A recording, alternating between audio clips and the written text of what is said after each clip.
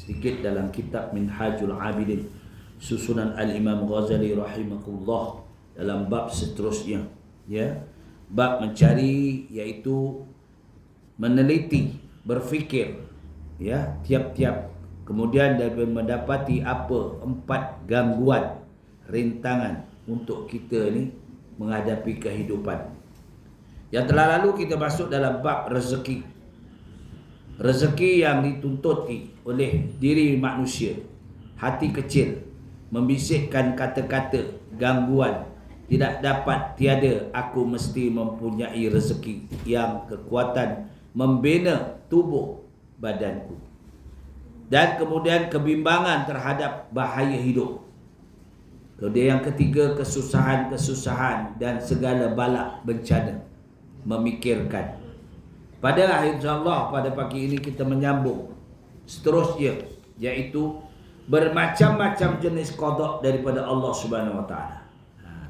Perubahan demi perubahan. Qada Allah Subhanahu Wa Taala, kita yakin esok kita belum tentu apa terjadi. Ya tak? Pada hari ini alhamdulillah kita diizinkan dapat sama-sama menunaikan ibadah, sama-sama bangun dengan baik dan berdoa di pagi tadi dengan alhamdulillahillazi ahyana ba'da amatana wa ila nusur. Segala puji bagimu ya Allah, telah mematikan dan menghidupkanku kembali dengan pertolongan. Inilah yang kita mengucap terima kasih kepada Allah. Bermacam-macam jenis qada, berbagai-bagai jenis qada daripada Allah Subhanahu Wa Taala. Manusia ini berubah-ubah. Manusia dan ya, pahit datang mengunjungi dirinya dari masa ke semasa, berubah-ubah. Jadi satu keadaan kepada satu keadaan yang lain. Sedangkan nafsu itu cepat naik. Marah, lekas, bertarik, rekas kepada fitnah nafsu. Sebab itu kita berfikir, bila kita dapat bencana, bila kita dapat sakit, kita fikir, hadapkan diri kepada Allah Ta'ala. Pasti Allah itu sayang kepadaku. Allah itu sayang kepadaku sebabkan Ia menghidupkan aku, memurahkan rezekiku selama ini. Bila aku ditimpa bencana, bila aku ditimpa sakit, kita marah kepada Allah. Kita tidak bersyukur kerana mungkin dengan sakit kita itu adalah sebagai satu ujian daripada Allah supaya kita ingat kepada Allah. Selain pada ujian, mungkin itu sebagai untuk kita menilai kehidupan kita itu bersyukur ataupun kufur, antara dua. Ya. Nah, syukur ataupun kufur. Inilah yang menyebab kita kena berfikir. Sebab itu Allah kurniakan kita 2 perkara selain pada malaikat dan syaitan. Malaikat diberi akal, tidak diberi nafsu. Syaitan diberi nafsu, tidak beri akal. Manusia diberi kedua-duanya, iaitu akal dan nafsu. Sebab apa? Kejadian manusia yang terbaik. Allah menyatakan dalam surah Al-Imran ayat 110, kuntum khaira ummatin ukhrijat linnas, bahawa kami telah meluangkan produk yang paling baik di kalangan manusia. Kerana manusia mempunyai 3 tugasan. Ta'muruna bil ma'ruf wa tanhauna 'anil munkar wa tu'minuna billah. Ini tugasan kita bersama. Mengajak kepada kebajikan, menegah kemungkaran dan beriman kepada Allah Subhanahu Wa Taala. Ini. Bila kita sakit, kita susah, mungkin itu kifarah Allah, tuan-tuan. Kita tak tahu apa dosa yang kita buat.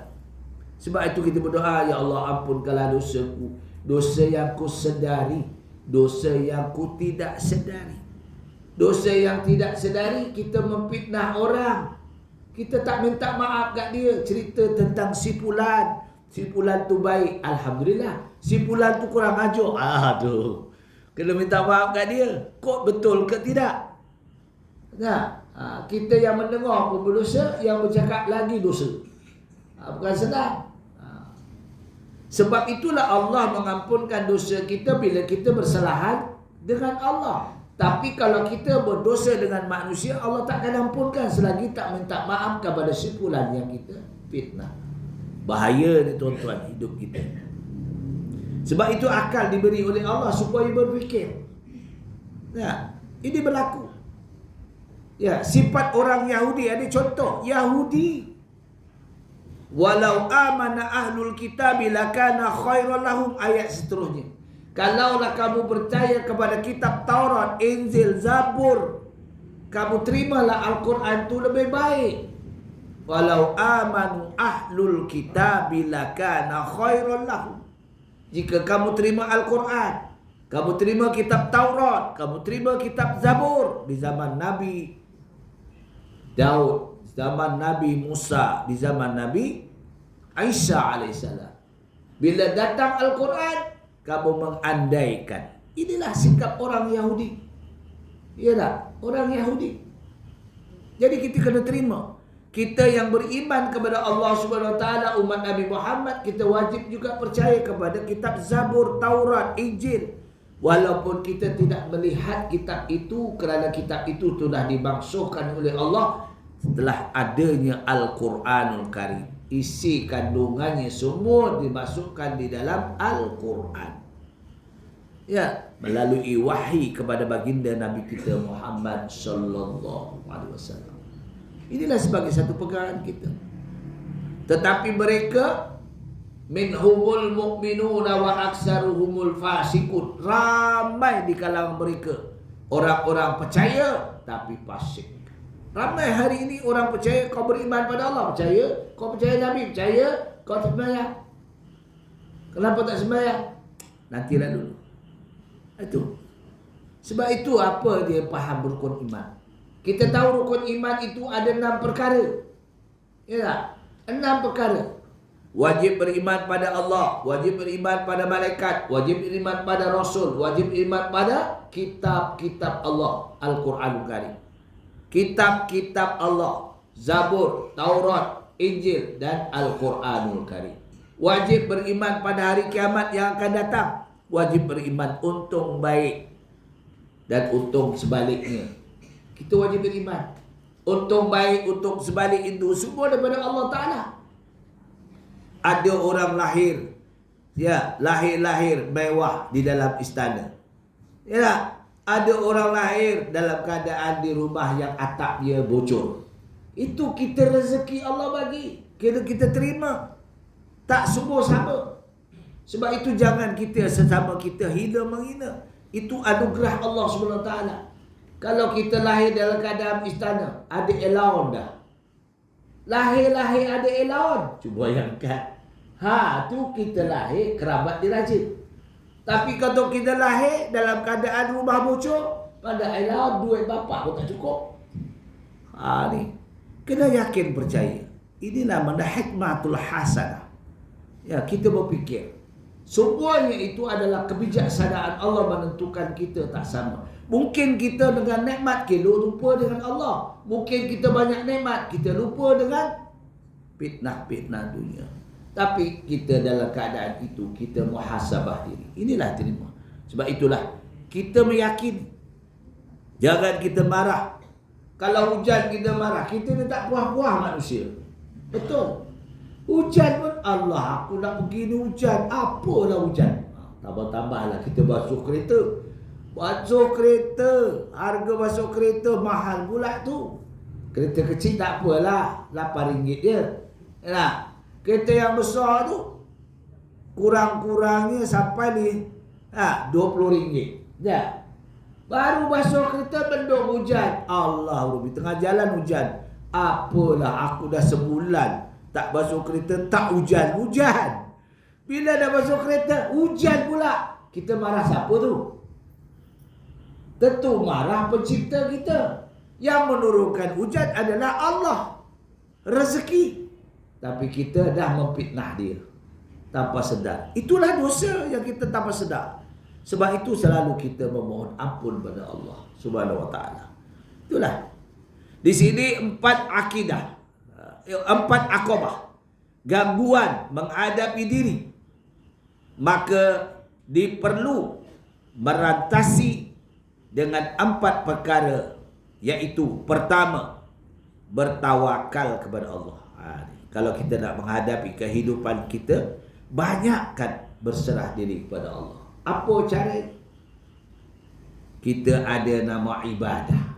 Ini disusun dalam kitab Hidayatus Salikin, susunan Al-Imam Ghazali rahimahullah. Apa nama sembahyang tu? Salat awabin ma'al istigharati ra'ataini lillahi ta'ala. Aku sembahyang taubat dan menyerah diri padamu ya Allah. 2 rakaat kerana Allah Ta'ala. Ini sembahyang awabin ma'al istigharah. Tengok dalam kitab Hidayatus Salikin. Kalau kita baca, dah, itu salah satu. Baik, banyakkan bertawakal kepada Allah Subhanahu Wa Taala di tempat urusan rezeki. Kita banyak takwa. Ya, saya tanya, kalau tuan-tuan lalu tak kalau membeli barang OTK, ada tak satu orang duduk tadah tangan, mata buta, ada tak? Siapa namanya? Jamaluddin, saya tahu. Sebab tahu Jamaluddin, ya, kata. Baik. Tengok, dia mengharapkan rezeki, dia tak boleh kerja, dia tak mampu nak kerja, tapi dia harapkan infak daripada insan.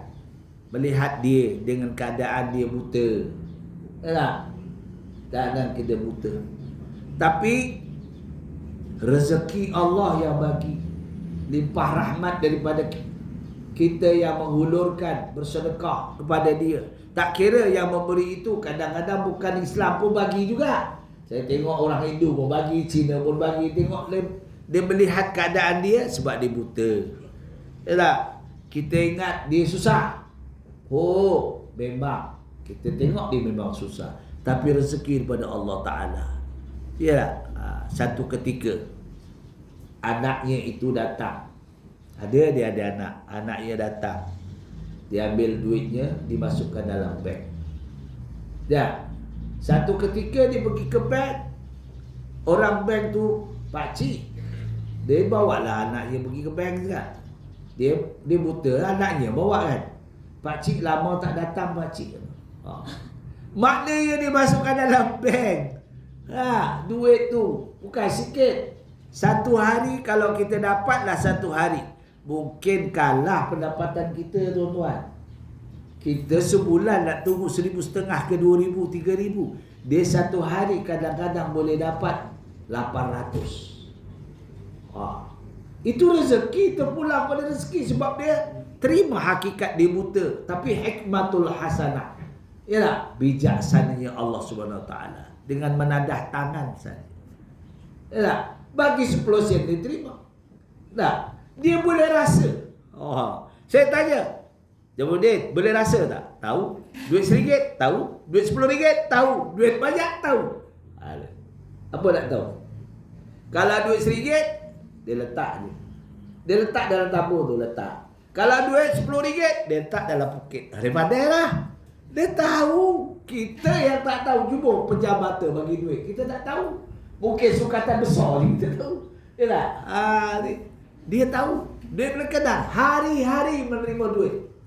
Duit 50 sen dia kenal, duit 20 sen dia kenal. Duit berapa dia Jamaluddin?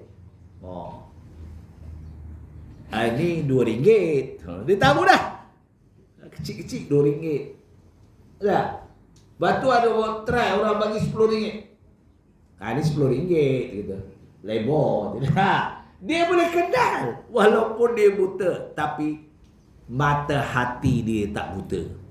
Buta panca indera, mata hati tak buta. Satu hari saya memang kenal. Tuan-tuan mungkin kenal namanya, Ustaz Haji Maknur namanya. Dia Al-Hafiz. Saya dulu masa di Pusat Islam tahun 80, dia masa itu masuk di bahagian tahfiz. Dengan Hasan Al-Basri, Hasan Basri semua. Kemudian dia tengah belajar, dia tahfiz Pusat Islam tu, Pusat Islam yang sekarang jadi Pusat Sejarah tu, dekat Makam Perdana Menteri. Dulu dia belajar di sana, mengaji dia, hafazan. Ya, masa tu tiba-tiba gurunya Syekh Ismail itulah, Tan Sri itu gurunya. Bantu siapa lagi? Datuk Salahuddin. Kemudian tahun 1997 tak silap saya, dia datang ke Brunei kerana di Brunei mengadakan untuk kelas tahfiz daripada Jabatan Pendidikan yang dipelopori, dipanggil untuk mula membuka kelas itu, iaitu Datuk Salahuddin. Dulu tak Datuk lagi, Tan Sri pun tak Tan Sri lagi, ya, Ismail termasuklah dia beberapa daripada tahfiz Malaysia untuk membuka tahfiz di Brunei di bawah pendidikan. Saya bila jumpa mereka, saya jumpa Haji Mak Nur, sebab saya kenal Ustaz Haji Mak Nur ni, saya kenal, saya pimpin dia, ya. Kemudian yang memimpin dia namanya Zulkifli, kecil macam inilah, masuk tahfiz juga di pusat Islam tu. Satu ketika memang nasib dia, rezeki dia, umur dia tak panjang, dia turun bas terus jalan kena langgar, meninggal. Yang memimpin dia, itulah, jadi dia pergi pun melalui ya tongkat saja. Jadi Haji Mak Nur ni bila dengar saya salam, Assalamualaikum Abang Nur, saya kata. Dia tengok atas, tengok kanan, tengok kiri, dia pegang tangan saya rapat-rapat tu. Ini Muhammad ya. Saya menangis tu. Berapa tahun saya tinggalkan dia? Saya tinggalkan dia tahun 81. Saya jumpa dia tahun 97. Bayangkan. Ini Muhammad ya.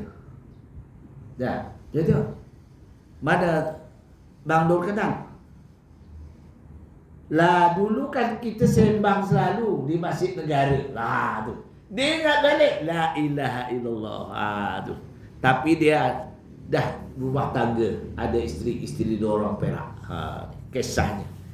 Itu dinamakan terang mata hati. Mata buta, panca indera tak ada, tak nampak, tapi terang mata hati. Dia boleh ingat melalui suara. Ini Muhammad dia. Dia tanya. Ya, baca boleh kenal. Suara kenal lagi, dia kata. Suara kenal. Ini. Sebab itu kalau kita berbaik dengan orang buta, dia takkan lupa kita. Dia kenal suara kita. Itu kelebihan hikmatullah. Baik.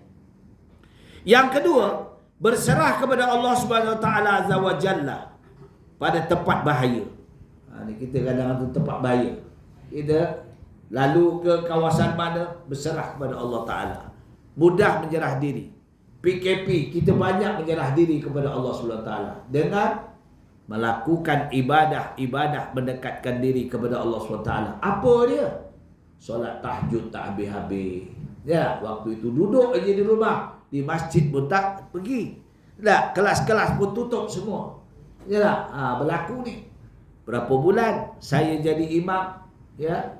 1 bulan itu tidak boleh didatangi langsung. Sebulan itu saya jadi Bilal, saya yang qomat, saya yang imam. Saya sendiri, tidak ada makmum. Tu peristiwa tahun 2020 di sejarah. Tidak boleh, masa tu keras sangat. Saya jadi Bilal, saya azan. Saya qomat, tapi tak ada makmum. Saya sembahyang sendiri. Masjid besar Usama bin Zaid. Lama-lama saya berharap, wahai ajin ke apa yang ada, tolong berjemaah dengan saya. Mujur tak jelma. Kalau jelma saya tak datang lagi, minta maaf.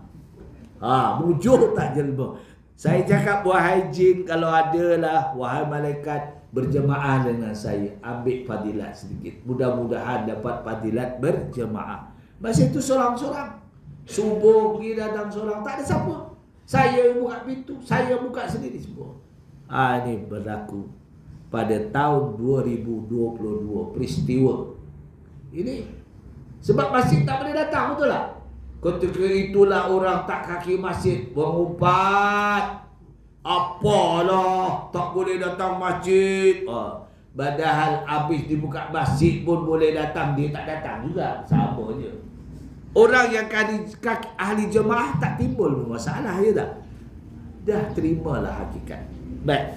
Itulah Sebab orang yang bersyukur, orang berserah diri pada Allah Ta'ala, minta pada Allah, munajat selalu, solat hajat kepada Allah Ta'ala. Ingat tak peristiwa dalam peperangan Badar? Kenapa benar Badar itu Rasulullah dan pengikutnya yang sedikit boleh mendapat kemenangan, kecemerlangan dalam peperangan Badar? Hingga kan Abu Jahal terbunuh, Abu Sufyan tertawan, dan beberapa orang yang tentera daripada orang musyrikin Quraisy tertawan. Kerana apa? Kerana munajat dia kepada Allah kuat. Rasulullah mengajak, mari kita solat hajat. Hari ini kalau ada saja peristiwa berlaku, solat hajat. Jangan kita lari diri pada adakah solat hajat, ikut. Di masjid ke di surau. Ini tak lari diri. Sebab anak-anak muda tak faham. Ramai yang tak faham. Apa kita nak bela Palestin? Apa sebab kita nak bela? Apa sangkut paut dengan kita? Jangan. Palestin adalah merupakan kiblat utama, kiblat pertama di zaman Nabi Ibrahim hinggalah zaman kepada Nabi baginda Nabi Muhammad sallallahu alaihi wasallam. Kiblatullah. Tetapi bila baginda Nabi Muhammad sallallahu alaihi wasallam merayu kepada Allah supaya diubah kiblat.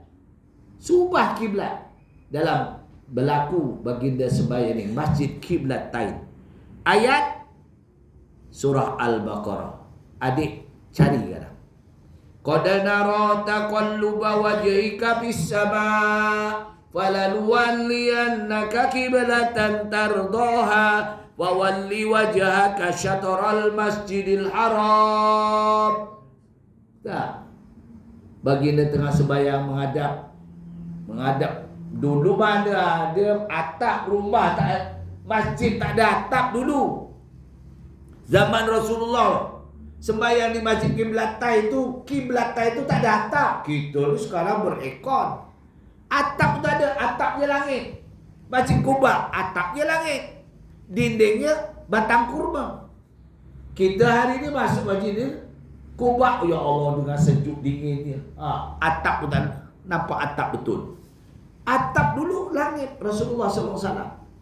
Dah. Inilah dia hadap ke langit. Nampaklah langit betul-betul. Atap je langit. Fawalli wajhaka syatral masjidil haram.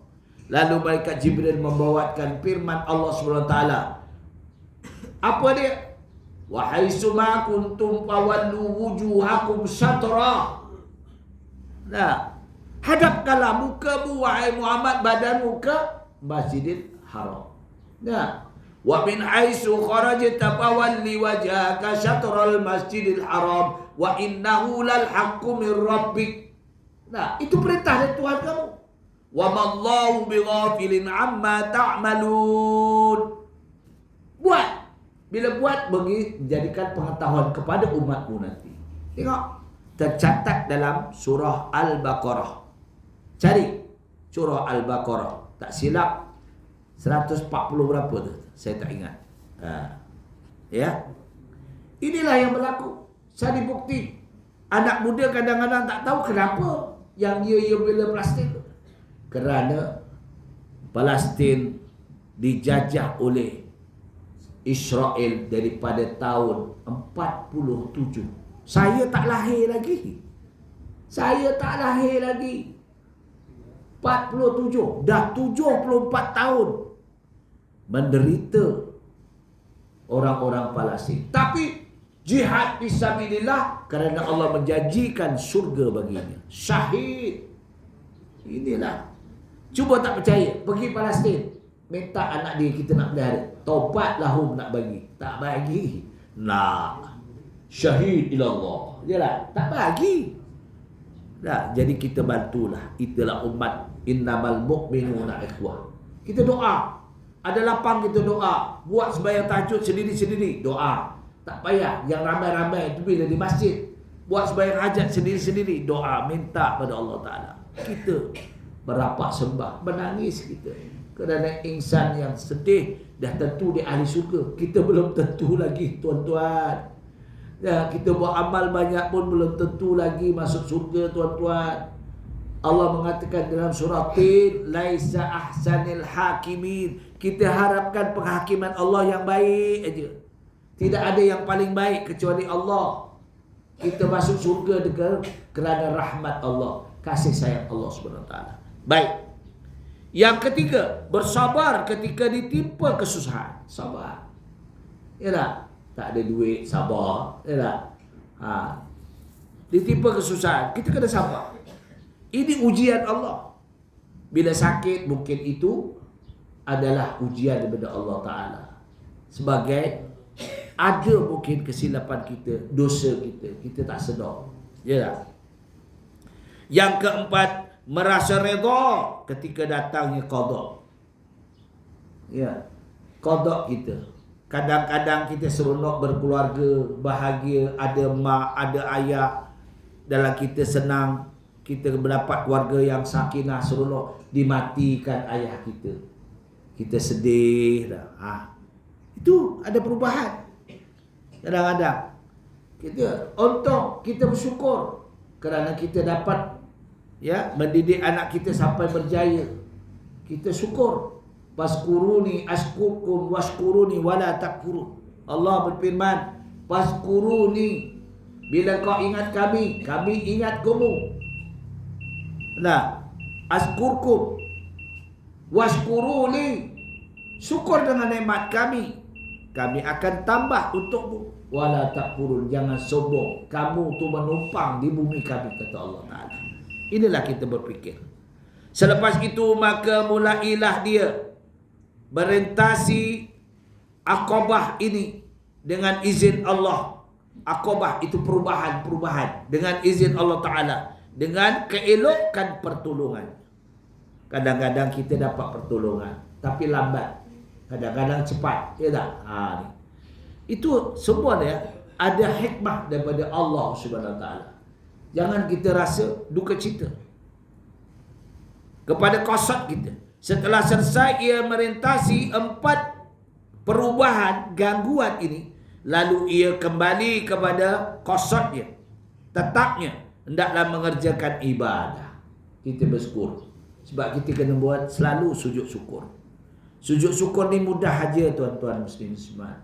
Kita sujud, kita membaca subhanallah walhamdulillah wala ilaha illallah wallahu akbar 3 kali. Duduk iftiras macam biasalah. Rabbi pilli warhamni wajburni warfa'ni warzuqni wahdini wa'afini wa'fu anni. Sujud lagi sekali, kita baca subhanallah walhamdulillah wala ilaha illallah wallahu akbar 3 kali. Duduk tahiyat akhir terus assalamualaikum warahmatullahi. Assalamualaikum warahmatullahi. Jangan baca tahiyat pula, bukan sembahyang. Sujud. Ya, itu tanda faskuruni askurkum washkuruni wala takfurun. Tanda kita bersyukur. Kerana Allah katakan, bila kau ingat kami, kami pun ingat kamu. Kau bersyukur nikmat kami, kami akan tambah untuk nikmat. Wala takfurun, jangan sombong di muka bumi. Ini warning Allah kepada kita di dalam surah Al-Baqarah, sambungan ayat tadi. Ya, inilah kehidupan kita. Baik. Jadi bila gangguan-gangguan itu, kita kena yakin, kena berfikir. Tetapi masih lagi diberi gangguan lagi, berfikir lagi. Tiba-tiba dia mendapati dirinya lesu, letih, lemah, malas, tidak cergas dan tidak mahu bangkit untuk mengerjakan kebaikan sebagaimana semesti dan sepatutnya. Hanya senya adalah kecenderungan dirinya selama-lamanya cenderung kepada kelalaian, kesenangan, kerehatan dan pengangguan yang dapat melepaskan dirinya daripada tugas-tugas kerja. Malah dia itu cenderung kepada kejahatan, gemar mengambil, hirau perkara-perkara yang tidak memberi guna manfaat pada dirinya, suka melakukan perkara-perkara yang menyebabkan bencana dan tindakan-tindakan bodoh. Kalau tidak bersyukur, tak ingat pada Allah, ini yang berlaku. Ya tak? Ini yang berlaku. Kenapa orang tu boleh, kenapa aku tak boleh? Inilah masalahnya. Orang itu boleh, kenapa aku tak boleh? Kita berfikir, jangan ikut sesuatu yang tak memberi manfaat untuk kita. Jadi Al-Imam Ghazali memberi pesanan dalam kitab ini. Jadi Di sini dia perlu kepada pemandu yang memandu dirinya ke arah kebaikan dan taat, serta dapat mencergaskan dirinya selama ini. Memerlukan juga kepada pencegah dan mencegah diri daripada melakukan kejahatan. Kita kena selalu, oh ni tak baik. Sebab itu nafsu. Kita ni kalau boleh, jangan akal kita dikuasai oleh nafsu. Kalau boleh, nafsu mengkuasai akal. Ini ramai yang terjatuh sebabkan nafsu mengkuasai akal. Tak apa. Paling senang. Orang yang cerdik tapi tak cerdik. Alah, kita buat nanti taubatlah. Allah tekan terima taubat. Allahu Rabbi. Senang. Tak sempat taubat, illa lillah. Itu yang kita khawatir. Jadi, kita kalau apa pun saja. Maksiat sekarang bukan macam dulu, tuan-tuan. Dulu maksiat kita nak mencari maksiat pergilah kerja jauh-jauh lah kalau di kampung. Kita sekarang maksiat di gadget kita pun kita tengok macam-macam maksiat. Wa'udzubillah. Salah petik, terpetik dia dulu. Allah tengoklah dulu. Allahu Rabbi. Inilah maksiat mata. Itu sebab kita banyakkan berdoa, Allahumma fa'ani bi badani. Manfaatkan tubuh badanku. Ya. Manfa'ani bi sam'i. Ya tak? Selamatkanlah penglihatanku. Manfa'ani bi basari. Manfa'ani bi sam'i, pendengaranku. Manfa'ani bi basari. Ya tak? Selamatkanlah penglihatanku. Ma'afini bi apa? Lisan. Supaya kita tidak bercakap yang tak baik. Ini kena cakap yang baik. Pemandu dan pencegah yang dimaksudkan oleh ulama ini, raja'a, khaufun, datang dan takut. Raja'a dan khaufun, datang dan takut. Apa dia raja'a? Yang mengharapkan mendapat pahala. Kita sentiasa mendatangkan pahala. Apa dia? Waj'alil hayata ziyadatan lana fi kulli khair. Jadikanlah kehidupan ini sentiasa mencari kebajikan. Banyak kebajikan, tuan-tuan. Dalam rumah kita pun banyak kebajikan. Betul tak? Pagi-pagi, contohlah. Pagi-pagi kita tengok. Kita dengan isteri kita kadang-kadang kita nak minum pagi air panas. Tengok dulu, oh air kurang. Kita tambah air. Ya tak? Sebab mungkin tuan-tuan pakai sedia yang maksima orang yang ada kan ada cukup air panas, air panas, air sejuk. Ya, saya hanya guna masak air elektrik itu saja. Saya tak guna air sejuk, air panas saja. Jadi tengok, oh ada lagi. Kita menyantuni. Ada kalau kita lupa, isteri kita tambah. Kalau kita nak isteri lupa, kita tambah. Tolong tengok pagi-pagi. Oh, tambah air. Jadi nanti dia bangun tinggal minum saja. Itu pun pahala. Nawaitu lillahi ta'ala lah, aku buat kerana Allah. Bukan aku buat kerana isteriku. Tak, kerana Allah Ta'ala dapat pahala. Wa ja'alil hayata ziyadatan lana fi kulli khair. Ya tak? Datang niat ke surau, bawa duit RM1 ataupun berapa yang boleh kita bawa. Kerana sebab di surau ada tabung berjalan. Itulah manfaat. Niat daripada awal kita bawa. Waj'alil hayata ziyadatan lana fi kulli khair. Banyak perkara-perkara yang bawa kebajikan. Ya tak, tuan-tuan? Bagaimana mengimpakkan rezeki yang ada untuk anak belajar sampai pandai. Rezeki yang ada untuk impakkan kepada orang lain. Itu semua waj'alil hayata ziyadatan lana fi kulli khair. Inilah. Kita nak apa semua kita buat. Sanggup bangun malam, sanggup mengaji Quran. Apa nak kita buat? Sebab apa? Kita nak waja'alil mauta rahatan min kulli syarr. Mati kita rehat. Tak ada persoalan lagi. Bukan makin ala letih dia ini hidup kat dunia. Dia buat kerja itu. Ya, jaga surau. Ya, mengimarahkan masjid surau. Dia menolong fakir miskin. Dia duit semua impak kepada kebajikan. Ada bah tapis ditolong. Tak banyak sikit tapi ada keikhlasan dia.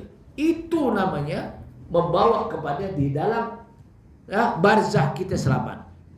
Sehingga kan ayat hadis tadi, waja'alil mauta rahatan min kulli syarr. Kita mati rehat, tak ada persoalan. Bukan nangkir pun datang, tak payahlah soal, dia lah latih kat dunia. Bukan nangkir mau fikir kata. Sebab bukan nangkir ada akal. Dia tak ada nafsu. Wah, tu lantaklah. Dia hal budi dunia lah. Kita pukul juga. Tak ada. Sebab dia ada akal. Dia ada malaikat tak ada nafsu. Tak? Kalau ada nafsu, saya rasa yang lawa tu lambat mati. Yang lawa lambat mati. Yang handsome lambat mati. Tak? Macam tu Haji Hairul. Orang yang handsome, matikan lambat lah kita. Tak? Ini. Tapi malaikat tidak. Malaikat tetap. Wama. Tidak. Tentukan mati itu mengikut masa. Ya. Wa ma kana nafsin an tamuta illa bi iznillahi kitaban muajjala. Sesungguhnya kematian itu dah ditentukan saat, tidak kurang, tidak lebih. Wa may yurid sawabat dunya nu'tihi minha. Kalau kamu berlumba-lumba mencari dunia, dapatlah dunia. Wa may yurid sawabal akhirati nu'tihi minha. Kalau berlumba-lumba untuk akhirat pun Allah akan bagi. Allah ni adil. Dua-dua dia bagi. Sebab sesuai dengan doa kita, Rabbana atina fid dunya hasanah wa fil akhirati hasanah wa qina adzabannar. Sesuai doa dalam Quran tadi. Wa sayajzillahu syakirin. Yang penting bersyukur. Ya, ingat pada Allah dan bersyukur. Inilah salah satu. Jadi mendapati diri lesu. Kerana kita tak yakin. Ya, hanya saja adalah kecenderungan diri selama-lamanya cenderung kepada kelalaian, kesenangan, kerehatan yang ini menyebabkan daripada tugas-tugas kerja. Ini kadang-kadang minta maaf ya, bukan di sinilah. Kalau kita buat dulu melakukan, kita banyakkan taubat lah. Betul tuan-tuan. Saya pun kerja. Saya ingat tu saya kerja. Saya kerja dekat luar negara lagi. Ya, Tuan Haji pun luar negara kan. Tapi ada geng-geng ni. Dia bila waktu pukul 10 tu WhatsApp. Ustaz datang. Ke mana? Datang ke restoran. Ada satu restoran, mana restoran mamak tu. Memang geng-geng satu pejabat tu, ada pejabat lain, satu pejabat lain, WhatsApp datang. Kedatangan wajib. Datang itu, kedatangan wajib. La ilaha illallah, nakal betul. Rehat kita 15 minit je lah, 15 minit. Bukan 15 minit, 1 jam, setengah jam kita rehat. Dah curi masa tu. Kalau dipotong gaji, marah kita. Betul tak? Artinya kita tak amanah. Tapi masa tu muda, makanlah. Alah nantilah, kat pejabat dah kerja siap dah semua, biarlah kata. Dah kita pun duduk sembang lagi. Tengok astagfirullah, setengah jam dah ni. Dalam ribuan manusia yang kerja, rasanya yang lalai banyak. Minta maaf lah, ya. Jadi kita dah usia, Allah bagi umur kita lagi, banyakkan bertaubat. Allah belum mati tu banyak bertaubat. Sebab Allah aku dulu masa kerja banyak aku lalai. Tak? Jadi inilah. Jadi kita lalai.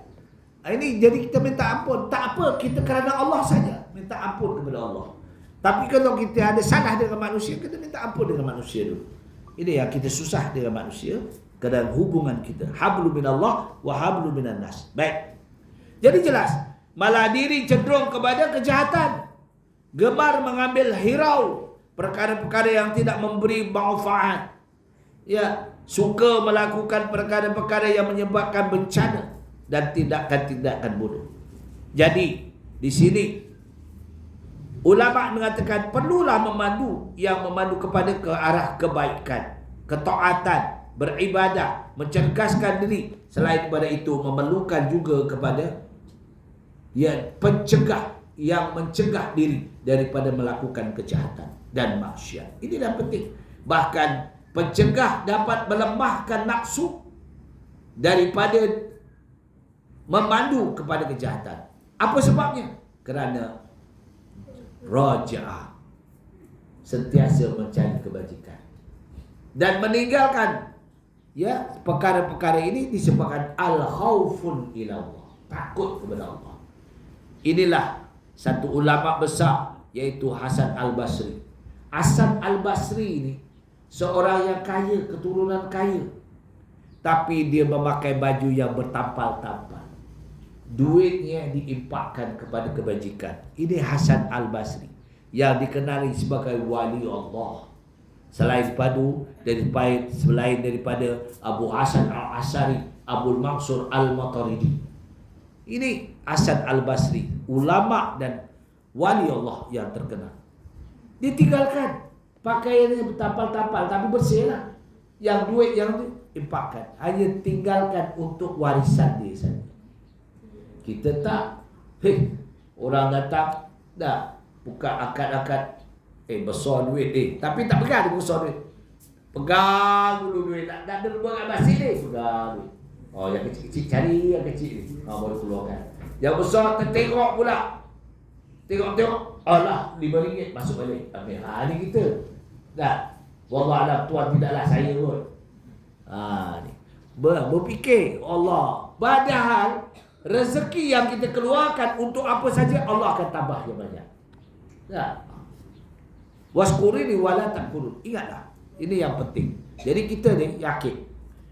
Sebagai ganjaran, ulama ni kata, sebagai ganjaran atas khidmat ibadah dan juga harapan pada mendapat kebaikan daripada berbagai-bagai jenis kemuliaan sebagaimana yang apa telah dijanjikan oleh Allah Subhanahu wa taala, maka menaruh ingatan raja'ah kita. Kena banyakkan mendatangkan kebajikan, kemakmuran dalam kehidupan kita. Mudah-mudahan ya manfaatkan kita. Ya, raja'ah mendatangkan kebaikan. Demikianlah itu merupakan pemandu-pemandu yang membawa kepada mendorong kita, diri kita untuk melakukan ketaatan kepada Allah Ta'ala. Serta juga yang akan menggerakkan dirinya bergiat, cergas untuk mentaati Allah. Betul. Kalau kita dah biasa, betul, mengelakkan kita sakit ni, demam apa ni, ubatnya senang aja. Ya. Saya memang ada GERD, tapi ubatnya senang aja. Paling senang je lah. Ya, kalau tidak makan tak tentu muntah. Itu muntah. Hanya sekarang memang betul ringan badan saya tapi kuruslah. Dah. 2 tahun saya tak makan nasi, tanya saya tu. 2 tahun saya tak makan nasi. Saya makan biskut kering dengan susu Highgot. Tapi alhamdulillah Allah bagi kesihatan bagi saya walaupun GERD. Ya, bukan gastrik, atas pada gastrik, GERD. Makan tak boleh, tengok aja. Mulanya berpunca daripada tak minat nak makan. Pergi kenduri tengok, alah tak nak makan. Tak nak makan. Hilang selera makan. Ini hikmahnya. Hilang selera makan. Dulu Allah pantang jumpa, sekarang pantang makan. Allah bagi kedua-dua dah rasa. Alhamdulillah. Tengoklah, kalau di sini tengok rasa dulu. Kalau tak pedas, mungkinlah sikit boleh. Tak? Tu. Tak boleh. Yang makan sekarang kalau boleh pun bubur je. Bubur nasi itu saja. Tapi alhamdulillah ringan badan. Pagi-pagi bangun, awalkan selepas makan ubat, terus makan, minum susu Highgot dengan roti biskut. Suruh keping cukup. 2 keping tak banyak jangan. Dengan telur separuh masak. Cukuplah. Telur separuh masak 2 biji cukup sampai tengah hari kan. Itulah yang dimakan. Tapi ada hikmatul hasanah. Ya tak? Keringanan. Berat saya kalau dulu betul tuan-tuan sampai 83. Sekarang tinggal 67 ke? Tak tahulah, tak timbang lagi. Berapa lari? Sampai saya cek doktor, 23 dia cek lagi. Kata nurse tu, lah jauh je lari. Aku kok tak boleh macam itu, dia kata. Alah, nurse tu cakap, pakcik, jauhnya dia. Dulu pakcik tinggi, dia punya timbangan. Sekarang pakcik kok jauh sangat. Kalau saya boleh macam itu, kuranglah makan. Oh tak boleh pakcik, saya ni pantang makan, nak makan. Sihat-sihat tu tak percaya pergi ke UTC tu, nurse-nya gemuk-gemuk semua. Mana yang kurus? Semua sihat-sihat badan, alhamdulillah. Sebab makan selera. Ada kadang-kadang orang makan kuat tapi badannya tak gemuk. Macam Tuan Hamdan ni. Padahal tak serius. Ada. Betul tak? Macam itu je. Walaupun dia makan boleh tahan, insya-Allah dia tak. Tapi ala kadar dia. Gurau ya dan. Baik. Itu tak sama. Al-khauf, apa makna al-khauf tadi? Ya. Tadi kata raja'ah. Raja'ah itu mendatangkan kebaikan. Al-khauf pula adalah takut daripada kepedihan siksa Allah Azza wa Jalla. Juga takut daripada menempuh payahan apa yang dijanjikan oleh Allah Ta'ala Subhanahu wa Ta'ala daripada berbagai-bagai jenis siksaan, kehinaan yang itu menyebabkan kita takut. Kuasa Allah pecah ya, pencegah yang akan mencegahkan diri daripada mengerjakan dua maksiat. Apa dia dua maksiat? Yalah. Dan khauf juga sebagai pencegah yang boleh menjauhkan dan melemahkan diri daripada pekerjaan-pekerjaan maksiat. Jadi kita lemah, takut. Al-khawfu ilallah. Ini ceritakan dalam surah Li'ila bi Quraisyin ila bihim rihlatash shita'i was-sayf falyabudu rabb hadzal baitil ladzi at'amahum min ju' wa amanahum min khawf. At'amahum min ju'. Dia taat kerana takut kepada Allah. Kita taat kerana takut. Oh, aku tak buat nanti ini. Aku tak buat jadi begini. Itulah perkongsian kita. InsyaAllah kita akan sambung pada masa yang akan datang. Yang baik semua daripada Allah Ta'ala. Mana kekurangan ialah kekurangan ilmu saya. Jadi memohon mahfirah Allah Ta'ala. Aku di qali hadza astaghfirullahalazim wa lakum wa billahi taufiq wal hidayah.